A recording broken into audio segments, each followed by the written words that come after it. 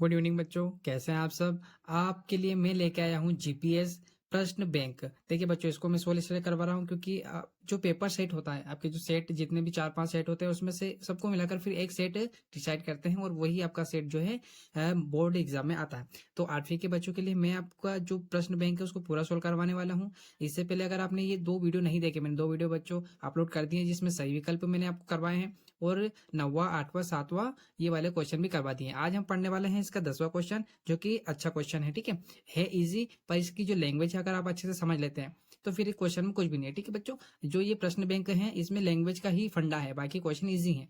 तो मैं आपको लैंग्वेज अच्छे से बताऊंगा, उसके बाद में हम क्वेश्चन को सोल्व करेंगे। ठीक है, तो देखिए क्वेश्चन को हम 2 से 3 बार पढ़ लेते हैं, उसके बाद में इसको बनाना स्टार्ट करेंगे। ठीक है बच्चों, तो देखो क्या दिया है बच्चों।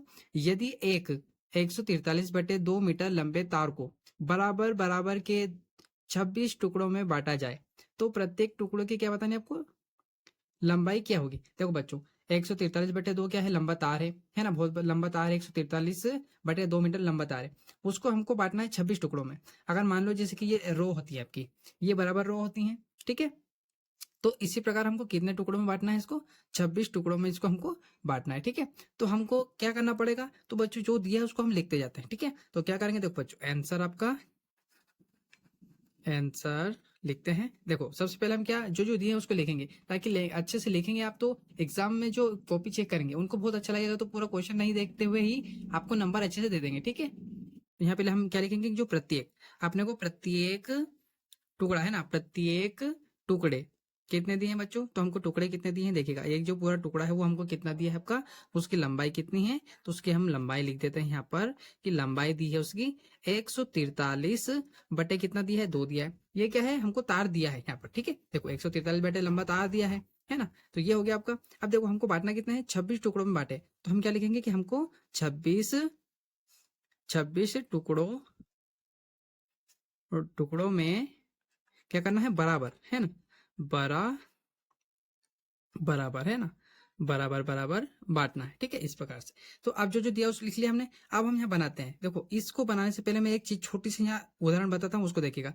अगर मेरे पास 10 रुपए हैं और मुझे 2 लोगों में बांटना है, या 10 मीटर का जो 10 फीट का तार है, 10 मीटर का तार है, उसको हम 2 हिस्सों में बांटेंगे, तो कितने कितने हिस्से हो जाएंगे उसके, 5-5 के हो जाएंगे, है ना, 5-5 के हो जाएंगे। पर अगर मैं ऐसा लिख दूं कि हमको 5/2 तार दिया है और हमको कितना है, उसको 4 लोगों में बांटना है, तो कैसे बांटेंगे बच्चों। देखो बटे वाली संख्या है इसलिए इस क्वेश्चन में दिक्कत आ रही है, बाकी इस क्वेश्चन में कुछ भी नहीं है। ठीक है, तो हम क्या करते हैं, जब बटे वाली चीज होती है, तो जैसे यहाँ 4 4 बराबर टुकड़ों में बांटना है, तो इसके बटे में कुछ नहीं होता है, तो 1 मानना पड़ेगा आपको, है ना। तो अब क्या होता है कि ये जो पास पास दूर दूर वाली संख्या है, 5 और 1, ये पास में आ जाएगी। पास का मतलब क्या होता है कि इस प्रकार गुणा में आ जाएगी, और ये जो पास पास में है कौन है, 2 और 4 पास में, ये इस प्रकार से पास में हम लिख देंगे। ठीक है, आया।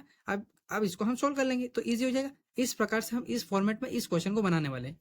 तो हमको क्या दिया है, हमको दिया है 143/2। ठीक है, अब इसके बटे में हम क्या लिख देंगे, इसके बटे में क्या दिया अपने को, 26 लिख देंगे। ठीक है, और इसके बटे में कुछ भी नहीं है 26 के, तो हम क्या लिख देंगे, यहाँ पर 1 लिखा था उसी प्रकार 1 लिख देंगे। ठीक है, आया समझ में। अब देखो जो दूर दूर दिया है आपका, ठीक है, जो दूर दूर दिया है उसको हम कैसे लिख देंगे, पास में लिख देंगे। 143 बटे क्या हो जाएगा, 143 बटे आपका 143 बटे, सॉरी, अब यहाँ पे गुणा में होगा ना, जैसे यहाँ पर गुणा में दूर दूर वाली संख्या गुणा में, तो यहाँ पे गुणा में किसको लिख देंगे, इस 1 को लिख देंगे। फिर ये बचा जो आपका क्या बचा, ये पास वाली संख्या। ठीक है, पास वाली संख्या बची है 2 और 26, तो इसको इस प्रकार से बटे में लिखना है। ठीक है, आया समझ में। कंफ्यूज हो तो आप कमेंट करके बताइएगा, मैं एक बार और रिपीट जरूर कर दूंगा। ठीक है बच्चों, चलिए देखिए अब क्या करेंगे हम बच्चों, अब आपको सोल्व करना है, तो हम 143 का 1 से गुणा करेंगे तो क्या आएगा आपका, अपना 143 ही आता है, आपको पता होगा। ठीक है, चलिए अब हम क्या करेंगे, इसके बटे में 26 का गुणा 2 से कर लेते हैं, क्योंकि ये वैसे भी कटने वाला नहीं है, क्योंकि लास्ट में क्या आ गया 3, तो हम 26 और 2 का गुणा करेंगे तो कितना आएगा, 52 आया। ठीक है, अब यहाँ से थोड़ा सा ये लेंदी इसलिए हो जाता है कि इसमें हमको भाग देना पड़ेगा, तो हम क्या करते हैं, 143 में अपने को भाग देना है आपका, किससे देना है, 52 से। ठीक है, चलिए तो भाग देते हैं। तो देखो बच्चों, 52 की टेबल ऐसी बोलनी है, इतनी बार बोलनी है कि 143 से क्या ना आए, 143 से ज्यादा ना आए। तो देखो मैं यहाँ पर आपको छोटा सा एक एग्जांपल में एक बार बता देता हूँ, हमको ऐसे कर करके देखना पड़ेगा। कैसे, देखो जैसे 2 से करते हैं तो कितना आएगा, 2 2 4, 5 5 5 2 10, है ना। अगर हम यहाँ पे बच्चों 3 से करते हैं, एक बार और बता देता हूँ, अगर हम 3 से करते हैं मतलब 52 का ही गुणा 3 से करते हैं, ये टेबल ही है, आप ये समझिए, ठीक है। तो 3 से करेंगे तो कितना आ जाएगा आपका 156। तो देखो 143 से ये ज्यादा है, कौन 156, मतलब हमको 52 की टेबल 2 बार बोलते हैं तो 104 आएगा, जो कि कितना 143 से कम होता है। तो यहाँ पर क्या लिखेंगे 2 लिखेंगे।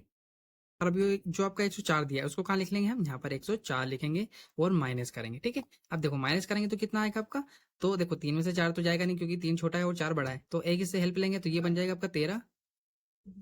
तो ये बन जाएगा 13। अब 13 में से बच्चों 4 गए तो कितने बचेंगे आपके, यहाँ पर बचेंगे आपके 9, ठीक है। कितने बचेंगे आपके 9 बचेंगे। और यहाँ पर क्या बचेगा फिर आपका, देखो अब यहाँ बचा है 13 है ना, तो 13 में से 10 गए तो कितना बचेगा 3। अब देखो बच्चों 52 बड़ा होता है और 50 क्या है 39 है ना, 39 छोटा होता है, तो इसमें भाग नहीं जाएगा, तो हम क्या करेंगे यहाँ पे लगाएंगे 0। तो यहाँ क्या लग जाएगा आपका पॉइंट लग जाएगा, ठीक है। यहाँ पर क्या लग जाएगा पॉइंट। अब देखो बच्चों वापस इसी प्रकार करके देखेंगे कि कितनी बार यहाँ पर भाग जाएगा, है ना। और हमको 390 से छोटी संख्या चाहिए, तो यहाँ पर हम लिखने वाले हैं आपका क्या लिखेंगे यहाँ पर, देखो 52 में वापस हम भाग देते हैं किसी संख्या का, ठीक है। किसी संख्या से भाग देकर देखते हैं। तो देखो बच्चों मैं थोड़ी बड़ी संख्या ले लेता हूँ, अगर यहाँ पर मैं 6 लेता हूँ, है ना। तो देखो 6 कुछ 6 दून 12, कैरी 1, 6 पंजे 30 और 1 31। तो ये तो कुछ छोटा लग रहा है ना, ये छोटा लग रहा है, तो हम क्या करते हैं यहाँ पर 7 से करते हैं। तो 52 में अगर हम 7 से करते हैं तो क्या आएगा, देखो 7 7 7 14 और कैरी का 1, 7 पंजे 35 और 1 36 हो जाएगा। मतलब ये हो सकता है, देखो 8 से कर दूंगा तो ज्यादा आ जाएंगे, कैसे मैं यहाँ करके बता ही देता हूँ ताकि आपको दिक्कत ही नहीं आए, क्योंकि यहीं पे सबसे ज्यादा दिक्कत आने वाली है बच्चों को। तो देखो अगर 8 से करते हैं तो ज्यादा आएगा, 8 ऊपर डाल 16 की 6 हासिल 1 और 8 पंजे 40 और 1 41। तो देखो ये 416 आया है बच्चों, और हमको किसके बराबर लेके आना है 390 से कम, है ना। तो ये कम रहे, मतलब हमको कितनी बार देना पड़ेगा भाग 7 बार। तो अब यहाँ पर हम क्या लिख देंगे, यहाँ पर हम लिख देंगे आपका 7, और ये भाग देने पर कितना आया आपका 364 आया आपका, ठीक है। क्या आया 364, और इसको हम क्या कर लेंगे माइनस करेंगे। तो कितना आएगा माइनस करेंगे तो देखो 0 में से 4 जाएगा नहीं, तो 9 से हम 1 लेंगे तो ये बन जाएगा 10, 10 में से 4 गया तो बचेगा 6, यहाँ बचा है 8, 8 में से 2 क्या 6 गया तो कितना बचा 2। अब 3 में से 3 गया तो कुछ भी नहीं बचा। अब देखो बच्चों यहाँ पर क्या भाग जाएगा क्या, नहीं जाएगा, तो हम क्या करेंगे कि यहाँ पर लगा लेंगे 0। अब यहाँ पर पॉइंट ही नहीं लगाना बच्चों वापस, ठीक है। इतना ध्यान रखिएगा। अब हम क्या करेंगे 52 की टेबल ऐसे बोलेंगे कि 260 से कम आए, ठीक है। तो कितने टाइम बोलेंगे बच्चों हम कि कम आए, तो यहाँ पर हमको 5 की टेबल 5 टाइम देखते हैं, मतलब 25 को हम 5 से करके देखते हैं क्या आता है। तो 5 5 5 10 है ना, क्योंकि मैंने इसलिए लॉजिक लगाया बच्चों की लास्ट में क्या है 0। और 5 5 5 10 हो गया, कैरी 1 25 25 और 1 क्या आ जाएगा 26 आ जाएगा, ठीक है। तो इस प्रकार ये आया बस, मतलब 5 टाइम। तो यहाँ पर क्या लिख देंगे हम, यहाँ पर हम आपका लिख देंगे 5, और यहाँ पर क्या लिख देंगे 260, और ये क्या है पूरा पूरा कट जाएगा, है ना। पूरा पूरा कट गया ना, 2 में से 2 गया 0, 6 में 6 गया 0 और पहले से 0 है। तो इस प्रकार इसको सोल्व करना था। तो हम यहाँ पर क्या लिख सकते हैं, लास्ट में आप चाहें तो लिख सकते हैं, क्या लिख सकते हैं कि ये क्या है प्रत्येक टुकड़े कितने कितने में बढ़ चुके हैं, इसका आंसर क्या आ जाएगा फुल एंड फाइनल। तो हम यहाँ पे लिख सकते हैं आपका कि 2.75 टुकड़े टुकड़े बराबर बराबर बराबर होंगे, ठीक है। इस प्रकार ये फुल एंड फाइनल आपका आंसर हो गया, ठीक है। तो आपको ये जरूर अच्छा लगा होगा। चलिए हम नेक्स्ट क्वेश्चन बनाते हैं, इसका आपका 11वां क्वेश्चन। 11वां क्वेश्चन बहुत इंपॉर्टेंट है, बहुत अच्छा क्वेश्चन है ये भी। देखो क्या दिया है, एक किसान के पास 49 4/5 हेक्टेयर का एक खेत है ना, इतना बड़ा खेत है उसका। तो वहां उसे क्या करता है अपने एक पुत्र और 2 पुत्रियों के बराबर बराबर बांटना चाहता है, मतलब है ना उसके एक तो पुत्र है और 2 पुत्रियां हैं, 3 लोगों को ये बराबर बराबर बांटना चाहता है। अब ये प्रत्येक के भाग का क्षेत्रफल बताना है, मतलब कितना कितना उसको आएगा, ठीक है। बहुत अच्छा क्वेश्चन है, आप लैंग्वेज समझ गए होंगे कि इतना बड़ा खेत है 3 लोगों को बांटना है, मतलब बांटना क्या है भाग देना, है ना। भाग ही देते ना, ये इतनी जगह है और ये 3 लोगों को बांटना है तो क्या होगा भाग देंगे। तो कैसे भाग देंगे देखिएगा आप, बहुत इजी क्वेश्चन है ये, ठीक है। यहाँ लिखते हैं हम कि क्या है 49 4/5 इतना बड़ा क्या है खेत दिया है। हम इसको क्या करते हैं बच्चों सिंपल बना लेते हैं। आपको पता होगा कि सम भिन्न विषम भिन्न क्या होता है ना, तो इसको हम क्या करते हैं ये मिश्र भिन्न का मतलब सही बटे में है ना, ऐसे है ना, मतलब सही बटे में, तो इसको हम इस फॉर्म में लेके आ जाते हैं। तो हम क्या करते हैं 5 का इसमें क्या कर लेंगे गुणा, और फिर यहाँ प्लस कर देंगे, ठीक है। तो देखो 49 को 5 से गुणा करना है, इस प्रकार मैं यहाँ बता देता हूँ। 49 का जब हम 5 से मल्टीपल करेंगे तो कितना आएगा 9 पंजे 45, ठीक है। 5 को 20 और 4 24 ये आया, है ना। और इसमें ये ऊपर जो संख्या दी है बच्चों इसको क्या करना है प्लस करना है, तो इसमें हम क्या कर देंगे 4 प्लस कर देंगे तो कितना आ जाएगा 249 आ जाएगा, ठीक है। और इसके बटे में ये वापस आपको लिखना, इस प्रकार से वापस आपको लिखना है। तो ये हमारी फॉर्म बनी, ठीक है।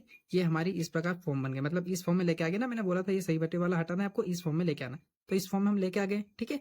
अब यहाँ क्या करेंगे हम, 200 क्या है, 249 बटे क्या है अपने पास 5 है ना। और ये जो बच्चों है, हमको कितने लोगों में बांटना है, ये अपने को बांटना है 3 में। कितने में, 3 लोगों में बांटना है। तो मैंने बोला 3, जब बांटना है मतलब क्या है, भाग देना। तो इस प्रकार हम 3 का भाग देंगे। अब देखो इसके बटे में कुछ भी नहीं है, जैसे हमने पहले क्वेश्चन में किया था उसी में इसमें भी करेंगे। तो इसके बटे में कुछ नहीं तो क्या लिख लेंगे, यहाँ पर हम 1 लिख लेते हैं, ठीक है। तो ये हो गया। अब उसी प्रकार कैसे, जैसे हमने पहले क्वेश्चन में किया था, ईजी है। हम क्या करेंगे, पहले और सबसे लास्ट वाले को क्या करेंगे बच्चों, लिख लेंगे। कहाँ पे लिख लेंगे, पास में। किस प्रकार से, देखिएगा यहाँ पे हम लिख लेते हैं कि 239 गुणा में क्या आ जाएगा 1, और इसके बटे में क्या आ जाएगा, जो पास पास में है आपके, ठीक है। तो कौन कौन है, 5 गुणा में 3, ये पास पास में आपके, ठीक है।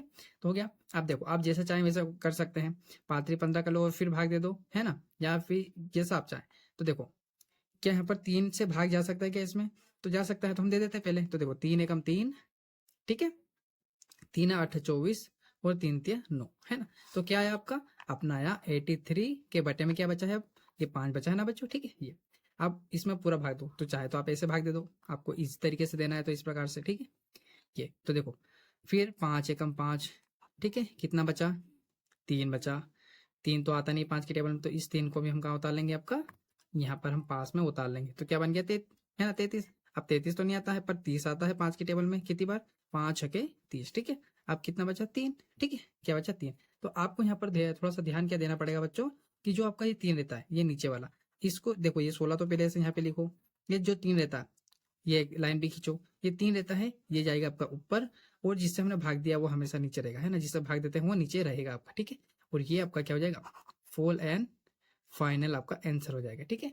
बहुत इजी क्वेश्चन है बच्चों, मैंने बोला ना, देखिएगा यार इस प्रकार से ऐसे ही कर रहे हैं हम भी, ठीक है। ये वाला क्वेश्चन सेम है, बहुत अच्छा क्वेश्चन है। तो ये आपका क्या हो जाएगा, आंसर हो जाएगा, ठीक है। चलिए हम बनाते हैं इसका 12वां क्वेश्चन। देखिए बच्चों 12वां क्वेश्चन बहुत इंपॉर्टेंट है, और ये भी बहुत अच्छा क्वेश्चन है, क्योंकि ये भी बहुत, इसकी लैंग्वेज समझिए आप, है ना, लैंग्वेज अच्छी है इनकी। थोड़ा सा आप डर सकते हैं इनसे, पर पढ़ेंगे 4 से 5 बार तो आपको लैंग्वेज अच्छे से समझ में आ जाएगी। देखो 1 सही 2/3 का क्या है, गुणात्मक प्रतिलोम। अब गुणात्मक प्रतिलोम का मतलब क्या है, मैं इस क्वेश्चन को सोल्व करूंगा तभी आपको बताऊंगा। 0.6 है जो इसका गुणात्मक प्रतिलोम, क्या है मतलब सोल्व करोगे ना तो इसका यही निकलेगा, यही आंसर आपका इसका निकलेगा। तो गुणात्मक प्रतिलोम का मतलब क्या होता है, ये क्यों अथवा क्यों नहीं। तो इसको सोल्व करते हैं। तो देखो सबसे पहले आपको क्या करना है, जो दिया उसको लिखते हैं। तो आंसर डाल के आपको लिखना है, क्या लिखना है, कि हम इसको सोल्व कर रहे हैं तो क्या लिखेंगे, 1 सही 2/3 दिया है अपने को, ठीक है, बराबर। देखो इसको जब हमने दूसरे क्वेश्चन में सोल्व किया था उसी प्रकार इसको सोल्व करते हैं। कैसे, 1 का और 3 का क्या कर लेंगे, इन दोनों का होगा गुणा, और फिर इन दोनों का जो भी आएगा उसमें बाद में यहाँ पर 2 प्लस करना है, ठीक है। तो देखो 3 एकम 3 है ना, और फिर 2 प्लस करेंगे तो कितना हो जाएगा 5, और बटे में जो है वही रहेगा 3, ठीक है, हो गया सिंपल। अब देखो बच्चों इसमें दिक्कत क्या होती है, कि यहाँ पर बोल रहा है गुणात्मक प्रतिलोम। गुणात्मक प्रतिलोम का मतलब ये होता है कि जो भी आपको संख्या दी है, ठीक है, जो भी आपको संख्या दी है ना, क्या दिया आपने को, संख्या ये निकली, तो इस पे माइनस में पावर रहती है, ये बोलते हैं गुणात्मक प्रतिलोम, है ना। तो ये माइनस का मतलब ही होता है, किसी भी संख्या के ऊपर माइनस की घात 1 है और इसको हटाना है, तो क्या होगा आपका, कि इसी को क्या बोलते हैं, गुणात्मक प्रतिलोम बोलते हैं। अब ये कैसे हटता है, तो देखो बच्चों ये तब हटता है, तब क्या करना है आपको, कि ये ऊपर वाली संख्या नीचे आ जाएगी और नीचे वाली संख्या ऊपर चली जाएगी, ये हो गया। इस प्रकार से इसको करते हैं।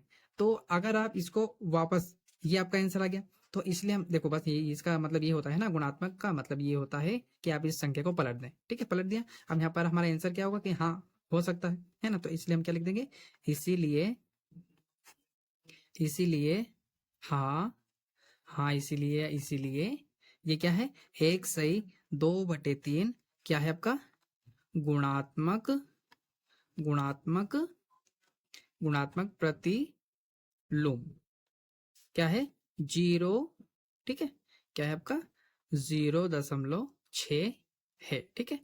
ये आपका आंसर हो जाएगा। बहुत अच्छा क्वेश्चन था, मैं एक बार थोड़ा सा बता देता हूँ, कि हमको ये यही समझना था, है ना, गुणात्मक प्रतिलोम क्या होता है। तो इस प्रकार से देखो, ये मैं इसमें बता देता हूँ, ये माइनस की घात होती है, बस इसको आपको पलट देना है तो ये आंसर आ जाएगा आपका इस प्रकार से, ठीक है। चलिए तो ये हमारा क्वेश्चन बन गया है। उम्मीद है आपको ये क्वेश्चन तीनों चारों समझ में आए होंगे। अब जो इसका नेक्स्ट क्वेश्चन रहेगा बच्चों, मैं उसको आपको अच्छे से करवाने वाला हूँ, ठीक है। अभी के लिए बाय। अगर ये वीडियो आपको अच्छा लगा है तो प्लीज़ अपने दोस्तों के पास में शेयर कीजिएगा। और कमेंट करके जरूर बताइएगा आपको वीडियो कैसा लगा। और मेरे channel career institute by Radhe sir को सब्सक्राइब कर लीजिएगा ताकि आपको ऐसे ही वीडियो मिलते रहे। Thank you for watching.